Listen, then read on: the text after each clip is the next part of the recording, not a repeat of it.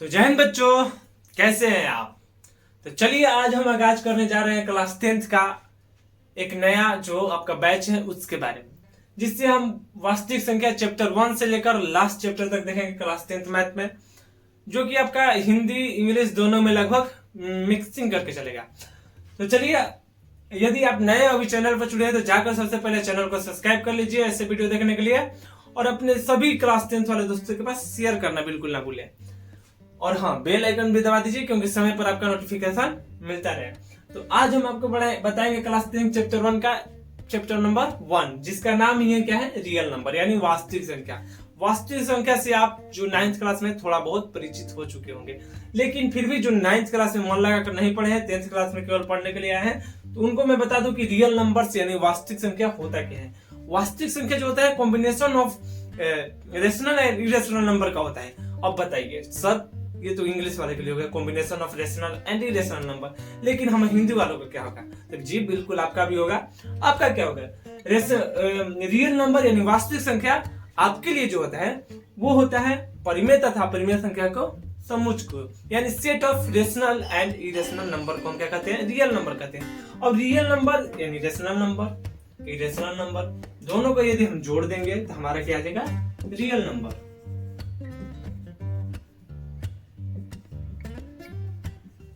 ये दोनों को जोड़कर हम क्या ला सकते हैं, रियल नंबर। ये हो गया हमारा मैथमेटिकल लैंग्वेज। अब देखिए रेशनल नंबर के अंदर हमारा आता है इंटीजर, जिसे हम पूर्णांक कहते हैं, होल नंबर आता है, नेचुरल नंबर आता है, बहुत सारी चीज आता है जो 9th क्लास में आप पढ़े होंगे। ये सब नहीं बताऊंगा क्योंकि जो 9th क्लास छोड़कर आए हैं उन्हें कुछ घाटा गिनना चाहिए, नहीं तो फिर पूरा बता दूंगा तो फिर 10th क्लास वाले को घाटा हो जाएगा। तो चलिए, जो 9th क्लास में पढ़े उनके लिए ठीक है, जो नहीं पढ़े तो इनका जरूरत नहीं पड़ेगा। अगर पढ़ेगा क्वेश्चन में तो मैं वहां पर बता दूंगा। चलिए रियल नंबर। अब जैसे ही रियल नंबर चैप्टर खोलते हैं तो आपके पास सबसे पहला जो आता है वो होता है यूक्लिड विभाजन लेमा या फिर एल्गोरिथम, जिसे हिंदी में बोलते हैं यूक्लिड विभाजन प्रमेयिका या फिर एल्गोरिथम। वो क्या होता है, जो कि बहुत ऐसा लड़कों को लगता है कि क्या है, बहुत टफ है। इतना टफ, पहला ही चैप्टर इतना टफ कैसे। तो चलिए, कोई टफ नहीं है, हम आपको बताते हैं यूक्लिड विभाजन लेमा क्या है। तो चलिए, हम आ गए हैं आपका यूक्लिड विभाजन एल्गोरिथम यानी लेमा के ऊपर। और देखिए ये क्या होता है, हम लिखे हुए हैं, ये लिखा हुआ है कि डिविडेंड इक्वल टू डिवाइजर गुने कोसेंट प्लस रिमाइंडर। ये क्या होता है, जो आप हिंदी में बात करें तो वो होता है भाज्य। हिंदी वाले के लिए अगर हो जाए तो भाज्य बराबर भाजक गुने भागफल प्लस हमारा होता है शेषफल।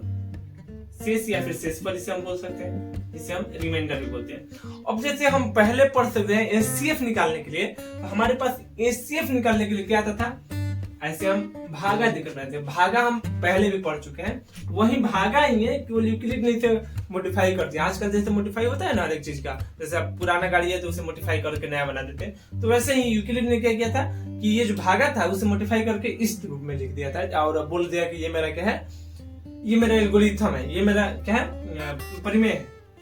ठीक, तो अब देखिए ये क्या होता है, जैसे हम भागा कर देते हैं, हमारे क्या होता है, यहाँ पर भाज्य होता था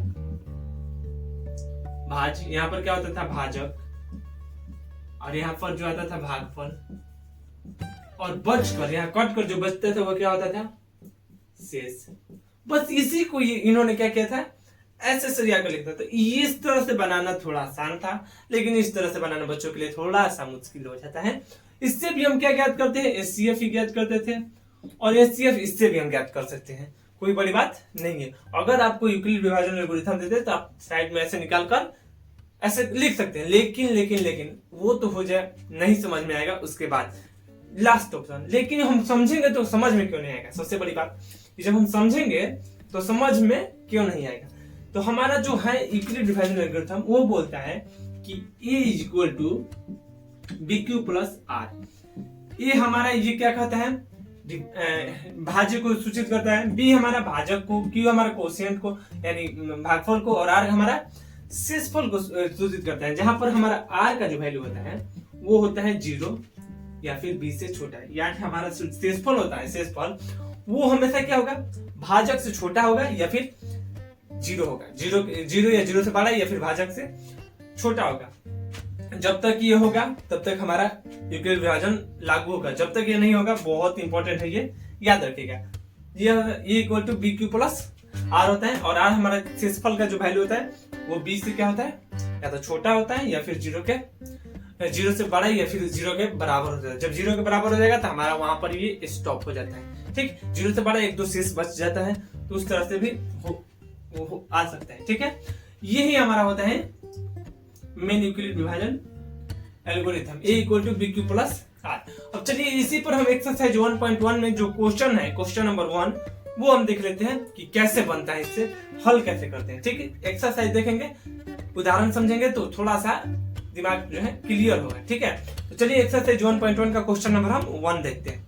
हम आ गए एक्सरसाइज 1.1 का क्वेश्चन नंबर 1 जो है ये दिया हुआ है। आप एनसीईआरटी का बुक निकालिएगा तो ये बोल रहा है कि क्वेश्चन देकर यूक्लिड विभाजन एल्गोरिथम से क्या कीजिए, इसका एचसीएफ ज्ञात कीजिए। हमें क्या ज्ञात करना है, एचसीएफ। एचसीएफ का फुल फॉर्म होता है महत्तम समापवर्तक। ठीक, हिंदी मतलब होता है। ठीक, तो एचसीएफ हमें क्या करना है, ज्ञात करना है। इसे किससे, यूक्लिड विभाजन एल्गोरिथम से।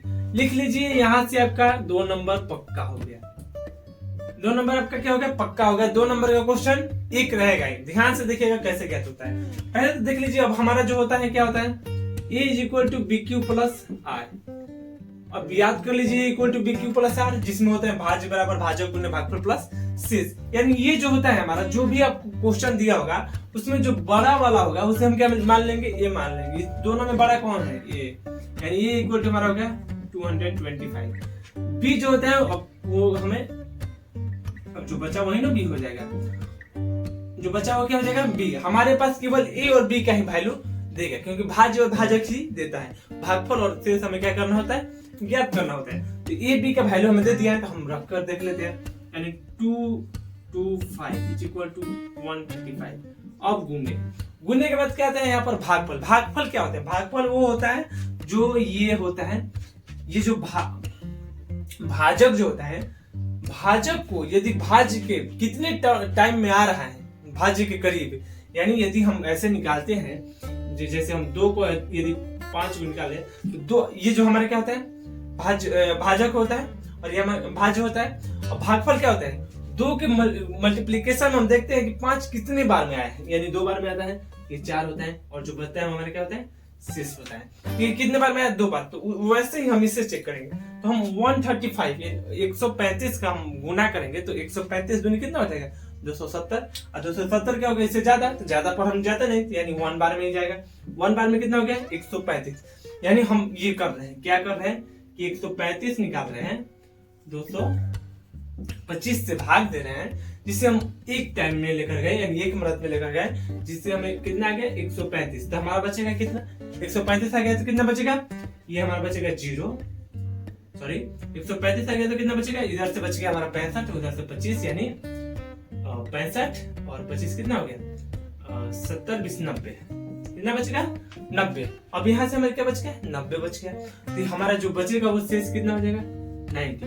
अब 90 क्या है, आर का वैल्यू कितना होना चाहिए, आर इक्वल टू 0 या 0 से बड़ा या फिर बी से छोटा। अब देखिए 135 90, क्या 90 छोटा है 135 से, जी बिल्कुल, यहाँ पर आर क्या है 135 से छोटा है, तो हम अगला स्टेप लेंगे। अगर ऐसा नहीं होता तो हम अगला स्टेप नहीं लेते, तो हम अगला स्टेप में क्या करेंगे, 135 इधर करेंगे। अब 135 को हम क्या बना दिए, भाज्य बना दिए, और 90 जो है उसे हम क्या बना दिए, फिर से भी। अब फिर 90 का टेबल पढ़ेंगे तो 90, अब यहाँ पर क्या करते थे, इसे ऐसे करके या 135 को उतार देते थे, सीएफ ऐसा नहीं करता था। अब देखिए 90 जो था, समझिएगा, रिलेट कीजिएगा एक दूसरे से, तभी समझ में आएगा। अब देखिए 90 का टेबल पढ़ेंगे तो 92 जो कितना होता है, 180 जो है 135 से क्या हो गया, ज्यादा हो गया, तो हम 1 टाइम में लेकर जाएंगे, यानी 1 टाइम में लेकर गए तो कितना, 1 टाइम में 90। तो हमारा जो बचेगा वो बचेगा क्या, 45 बचेगा। तो हमारे इधर बच गया 45। ध्यान दीजिए, देखिएगा कैसे कैसे निकलता है। अब हमारा जो है ये 45 क्या है, इससे बड़ा है, नहीं है, बड़ा नहीं है, यानी एक लाइन और जाएगा, यानी 90 को हम इधर करेंगे, क्योंकि यहाँ पर क्या करते थे, ये 45 को यहाँ, और ये जो 90 है वहां पर 90 को ऐसे लेकर आते थे। तो अब हमारा जो 90 इधर हो गया, तो हमारे पास बचा 45, जो हमारे क्या हो गया, भाजक हो गया। अब देखिए 45 के टेबल पढ़ेंगे 90 लाने के लिए, तो 45 टू जा 90, 45 टू जा 90, यानी 45 टू जा 90, इस तरह से 90 हमारा कट गया। हमारा शेषफल कितना हो गया 0। अब हमारा शेषफल r का मान कितना हो गया 0। और जब r का मान 0 हो जाएगा या फिर r का मान b से छोटा हो जाएगा तो हमें आगे नहीं बढ़ना है। तो r का मान हमारा 0 हो गया, यानी इससे छोटा हो गया। यानी HCF जो होता है हमारा, HCF जो होता है, याद रखिएगा, HCF जो होता है वो जो हमारा भाजक होता है, जो लास्ट वाला भाजक होता है वही होता है। तो लास्ट वाला भाजक हमारा कितना गया 45। तो इस तरह से हमारे इस क्वेश्चन का आंसर कितना हो गया 45, यानी हमारा इसका एनसीएफ कितना हो जाएगा 45। ये हमारा हो गया आंसर। उम्मीद है कि क्वेश्चन समझ में आया होगा। नहीं आया होगा तो चलिए इसी का क्वेश्चन नंबर 2 देखते हैं, उसे ध्यान से देखिएगा। पक्का इसी का क्वेश्चन नंबर 1 का क्वेश्चन, मतलब 1 में ही क्वेश्चन नंबर जो 2 है, इसमें भी क्या क्या है, ये 2 नंबर दिया हुआ है। इसका हमें क्या करना है, एचसीएफ ज्ञात करके दिखाना है। किससे, यूक्लिड विभाजन एल्गोरिथम से, यानी a equal to bq plus r से हमें क्या करना है, इसका एचसीएफ ज्ञात करके दिखाना है। तो हमें क्या करना है, हमें जो बड़ा होता है वो हो जाता है a, ये हमारा हो गया a, और ये जो हमारा छोटा होता है वो होता है b। हम लिख देंगे 38220 is equal to 196 into what, into plus what. अब देखिए बच्चों का जो समस्या होता है कि सर वो तो छोटा था तो कर दिए, ये तो इतना बड़ा है, कैसे पॉसिबल है, कैसे पॉसिबल है गुरुजी, कैसे, क्या लिखिएगा यहाँ पर, है कोई जवाब? नहीं है जवाब, मेरे पास भी नहीं है, मुझ में भी उतना नॉलेज नहीं है कि मैं इसका डायरेक्ट कटा सकूं। तो मैं क्या करूंगा, मुझे पता है कि 196 और इसे डिवाइड कैसे करते हैं, 3220 रफ कॉपी रहेगा आपके पास, साइड में लिखेगा। अब इसे डिवाइड करके देखते हैं। तो 1 टाइम में लेकर जाएंगे तो हमारा कितना हो जाएगा 196 लेकर गए तो 12 में से 6 गया 6, 8 में से 17 यानी 8 यानी एक इधर देगा, यानी 17 हो गया, यानी 17 में से 9 गया 9 17 17 9 8 8 9 17, 2 बचा, ये 2 में से 1 गया 1। अब हमारे पास जो बचा ये 2 और ये बचा हमारा क्या बचा 0। ठीक, तो ये हमारा बचा 18620, यानी अब हम देखेंगे अब इसमें क्या करेंगे। अब इसमें फिर देखेंगे कि हमारा जो है किससे जाएगा। तो 186 3 अंक तक तो कम हो रहा है इसे, तो हम 4 अंक तक लेकर चलते हैं। तो 1862 यानी हमारा 4 अंक 1862 196 से 1862 कर 9 मरत में लेकर जाते हैं, क्योंकि 10 मरत में लेकर जाएंगे तो ज्यादा हो जाएगा। तो 9 मरत में देखते हैं। तो 9 से हो गया 9 छक 54, 4 हाथ में लगल 5 90 91 81 5 86 और 9 कम 9 17 64, यानी 17 आ गया 64, 17 64 आ गया। तो अब इसे हम घटाकर देखेंगे कितना आ गया। तो ये हो गया आपका 8, ये हो गया आपका 15 9, ये हो गया आपका 7 में 7 के 0 0। अभी हमारा बचा 0 0।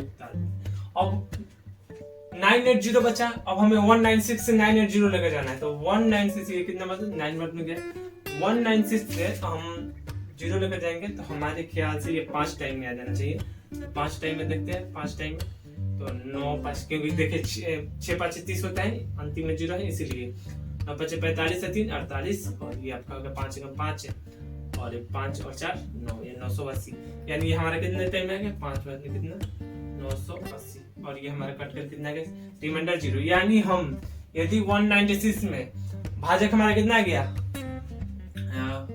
भाजक आ गया 195, अब प्लस हमारा शेष कितना बचा 0, और शेष हमारे रिमाइंडर r जो हो गया वो पहले ही 0 हो गया। जब r 0 हमारा हो गया तो हमारा जो ये आता है वो क्या हो जाता है एचसीएफ हमारा जो हो गया वो क्या हो गया 196, और यही हो गया हमारे आंसर। इस तरह से जब नहीं समझ में आएगा तो इस तरह से बनाकर चेक कर लेना है। अगर बहुत लंबा होगा तो ऐसा लंबा देगा नहीं, इतना लंबा आपको एग्जाम में नहीं देगा, क्योंकि एग्जाम वाला बुर्बक नहीं है।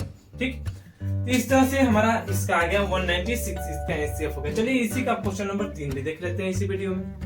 तो हम क्वेश्चन नंबर 1 का 3 देखते हैं। ठीक, अब 3 नंबर क्वेश्चन जो है उसमें हमें दिया है 867 का निकालना है 255 से क्या निकालना है, एचसीएफ निकालना है। सेम बात है, तो हम देख लेते हैं। पहले जो बड़ा वाला होता है उसे हम ये लेते हैं 250। अब ऐसे समझ में नहीं आ रहा है कि सर कितना ले, कितना से कटेगा, कितना बचेगा, वो समझ में नहीं आ रहा। तो हम क्या करेंगे, सिंपल सा वो ट्रिक जो है बाबा जी वाला वो लगा देंगे। 867 है, अब देखिए 255 का टेबल कितना बार पढ़ेंगे कि 867 आ जाए या फिर उससे कम, थोड़ा सा कम हो, ज्यादा कम ना हो। तो देखते हैं कि हम 4 बार में तो ज्यादा हो जा रहा है, 3 बार में 6, 3 बार में हो जाएगा। 3 बार में कितना होगा? 3 बार में तब बचती है 15 की 5, बचती है 15 और 1 16 की 6 और 3 दूनी 6, 1 7, 765। तब हमारे पास जो बचेगा वो क्या हो जाएगा? तब हमारे पास बचेगा यहाँ पे 2 बचेगा, ये 0 बचेगा, 0 नहीं बचेगा, ये 2 बचेगा, ये 0 बचेगा और ये कितना बचेगा? 1, 102 बचेगा, 102 बचेगा। ठीक, 102 बचेगा। हम 3 टाइम्स लेके जाएंगे तो हमारे कितना बचेगा? 102। यानी ये हमारा आर जो हो गया वो क्या है? 20 से छोटा है, अभी 20 से छोटा है और 0 भी नहीं है। हम आगे और करेंगे, यानी आगे करेंगे 255 में हम क्या करेंगे? 102 से करेंगे और फिर करके देखेंगे कितना आएगा। तो 102 से करेंगे कितना? 255 का, 255 है, 255 का। तो 102 दूनी कितना होता है? 204। 102 दूनी 204। तो 204 करेंगे तो हमारे पास कितना बच गया? 51। कितना बच गया? 51। यानी कितना? 2 मरद में कितना बच गया? 51, यानी 51। 51 बच गया। 51 जो है वो क्या है? इससे ज्यादा नहीं है, यानी 20 से ज्यादा अभी भी नहीं है और क्या है? ये 0 भी नहीं है। तो अभी हमारा और आगे भी जाएगा, यानी हमारे 102 is equal to 51 cross something. अब देखिए 51 का हम करेंगे 102 से, तो 51 दूनी 50, 50 से 51 दूनी 102, यानी ये हमारे कितने हो गए? 2 मरद में 102 कंप्लीट हो जा रहा है। ठीक, इस तरह से हमारा आ जाएगा 2 मरद में 102 कंप्लीट। कितना? शेष 0। अब हमारा शेष कितना बच गया? 0। तो हमारा एचसीएफ जो होता है वो क्या होता है? एचसीएफ ये जो क्या कहते हैं? भाजक जो होता है वो होता है। तो एचसीएफ हमारा कितना हो गया? यहाँ से 51। तो इस तरह से हमारे इसका एचसीएफ निकल गया। तो उम्मीद है कि आपको यूक्लिड विभाजन पर मेगा समझ में आया होगा। नहीं समझ में आएगा, कोई भी डाउट होगा तो कमेंट में आप पूछ सकते हैं और वीडियो को ज्यादा बच्चों तक शेयर कर दीजिए ताकि जितने भी बच्चे हैं वो जान जाए कि हाँ क्लास 10 का इस चैनल पर क्लास स्टार्ट हो चुका है। तो चलिए, वीडियो अच्छा लगा होगा तो लाइक करके चैनल को सब्सक्राइब करके बेल आइकन दबा दीजिए और शेयर करना तो बिल्कुल ही ना भूलें। Thank you.